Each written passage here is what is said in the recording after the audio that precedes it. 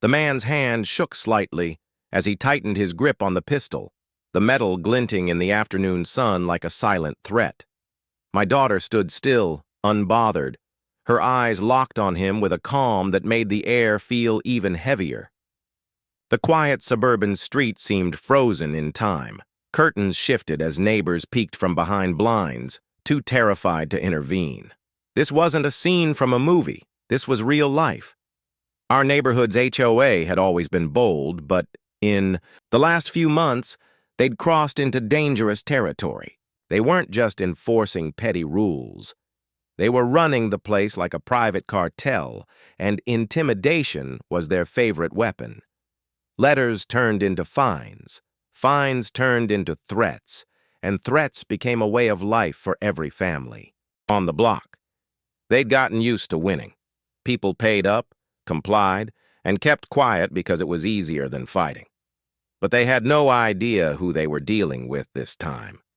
That woman standing calmly in front of their hired gun wasn't just my daughter.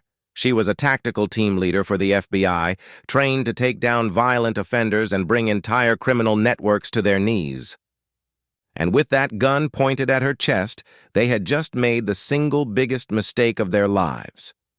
Our neighborhood used to look like something out of a brochure: neatly trimmed lawns, pastel-colored houses, and kids playing hopscotch in the cul-de-sac.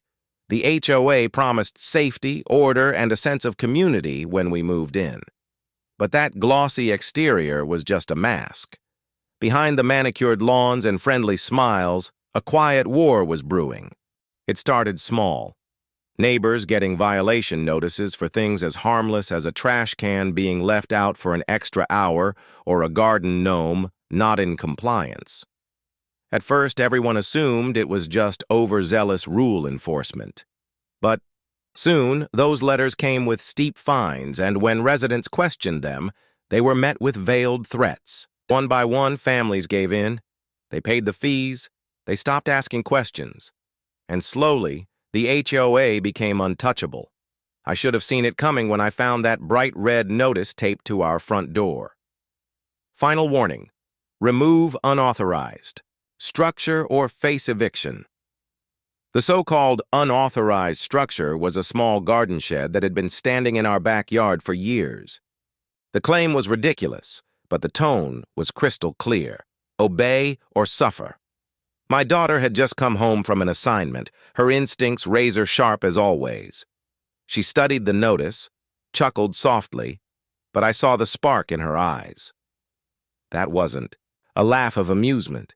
It was the laugh of someone who'd spotted a predator. She knew something deeper was at play. This wasn't just about power. It was about control. She didn't waste any time.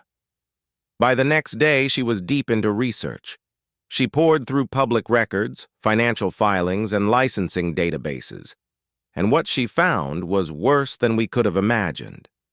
The HOA wasn't just overstepping its authority.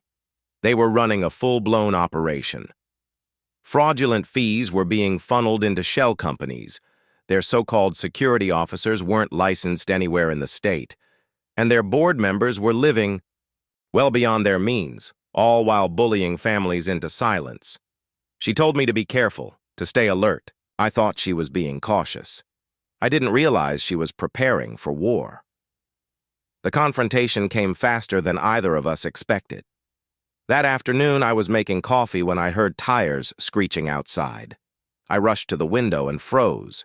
A black SUV had pulled up, blocking my daughter's path as she walked down the street. A tall man in a tactical vest stepped out, flashing a cheap security badge. Before I could even process what was happening, he drew his gun and leveled it at her chest. The neighborhood went still. People peered from their windows, but no one dared step outside. This was the HOA's muscle. This was their message: comply or get crushed. But my daughter didn't even flinch. Her posture shifted ever so slightly, her breathing calm and steady. She'd been in hostage situations. She'd faced down cartel enforcers. This guy didn't scare her. In a blur of motion, she sidestepped, twisted his arm, and stripped the weapon from his hand before he even knew what happened. In seconds, The self-proclaimed enforcer was face down on the pavement, wrists zip-tied with his own restraints. The neighborhood had just watched the balance of power flip on its head. Within minutes, unmarked black SUVs filled the street, only these weren't HOA vehicles. They were federal. Agents swarmed the neighborhood, their tactical gear gleaming, under the sun as they moved with precision. My daughter had already called it in the moment she sensed danger. What we thought was just harassment over a shed turned out to be part of a sprawling scheme. This wasn't a neighborhood dispute. This was organized crime hiding behind HOA bylaws. Investigators discovered that their so-called security was a group of hired mercenaries paid to intimidate families into compliance. The board members had created fake fines and trumped-up violations to bleed homeowners dry, funneling millions into offshore accounts. As the HOA president was dragged out of his office in handcuffs, neighbors began stepping outside. Some clutched their children. Others cried. For years, they'd lived in fear, convinced no one could take these people down. Now, in broad daylight, they were watching their tormentors being loaded into armored vehicles. The aftermath was swift and decisive. The HOA's entire leadership was arrested. Their accounts were frozen. Their shell companies dismantled. The Yaz-E, mercenaries they hired, were facing weapons charges and fraud investigations. The neighborhood was free. But more than that, there was a shift in the air. People who'd been too scared to speak finally came forward. The truth spread like wildfire. The empire of intimidation had crumbled. I'll never forget that image. My daughter standing tall and steady, her expression unreadable, the confiscated gun still in her hand. She hadn't just defended herself. She had defended every single person in that community. And to this day, whenever someone talks about HOA corruption, I think back to that moment. Because bullies thrive on fear. They count on silence. They believe that no one will fight back.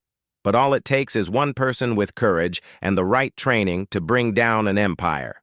Justice doesn't send letters. Justice doesn't make polite requests. Justice shows up.